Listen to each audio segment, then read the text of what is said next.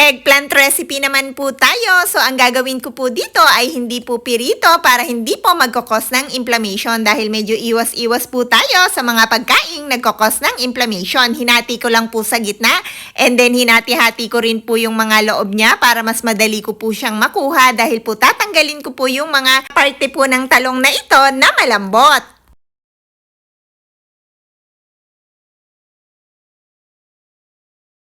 After ko po matanggal yung mga parte na malambot ng talong, ito na po yung itsura niya. So, ganyan po ang kailangan ko. Talagang wala pong laman sa loob. And then, pagkatapos naman po niyan, ito pong talong na tinanggalan ko ng parte na malambot sa loob ay nilagay ko po sa air fryer at niluto ko lang po dyan ng ilang minuto hanggang po lumambot. At ito naman po yung talong na tinanggal ko. Nilagyan ko lang po ng water and then sinamahan ko po ng repolyo and then minix-mix ko lang po yan. Pagkatapos ko pong mamix ay naglagay lang po ako dyan ng asin. Hahayaan ko lang po yan maluto hanggang po lumambot sa ayon sa gusto kong pagkakalambot niya. So after po ng mga ilang minuto, ito pong talong at repolyo na aking niluto ay nakuha ko na po yung consistency na gusto ko. Lumambot na po siyang maigi at ito pong talong na niluto ko sa air fryer ay naluto na rin po. Ito pong mga talong na niluto ko, nilagay ko lang po sa isang lalagyan. Then nag-add po ako dyan ng 2 itlog. Nag-add na rin po ako dyan ng tuna fish. So, 2 can po ng tuna fish ang nilagay ko dyan para po lalong mas masarap at lasang-lasa. Minix ko lang pong maigi para po mag-combine lahat ng ingredients. Then, nag-add po ako ng salt. Pagkatapos ko pong ma-mix maigi, ay nag-add naman po ako dyan ng breadcrumbs. Then, hahaluin ko lang po ulit maigi para po talagang combine ang lahat ng ingredients para pantay-pantay po ang lasa.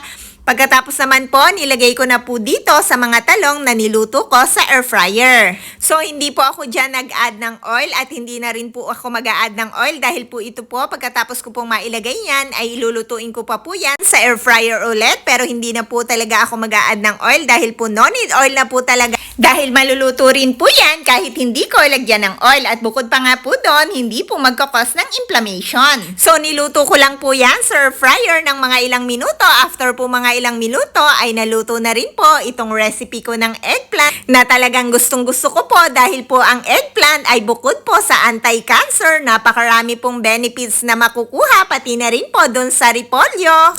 Magbigay na rin po ako ng mga iilang-ilang benefits na makukuha natin dito sa eggplant. Ang eggplant po ay napakayaman sa vitamins and minerals na kailangan ng ating katawan at high in antioxidant din po. At ang eggplant po ay nakaka-reduce po o nababawasan ang pagkakaroon natin ng heart disease. Kaya naman po guys, kumain po tayo ng eggplant. May promote blood sugar control at meron din po itong tulong sa pag-weight loss. May have cancer fighting benefits. Kaya naman po talaga ang eggplant ay gustong-gusto ko dahil nga po meron itong anti-cancer properties na talaga pong napaka-importante dahil nowadays po sobrang dami pong nagkakaroon ng sakit na cancer, lalong-lalo na po ang mga kabataan dahil nga po ang mga kinakain po natin ngayon ay nagkakos po ng napakaraming inflammation sa ating katawan.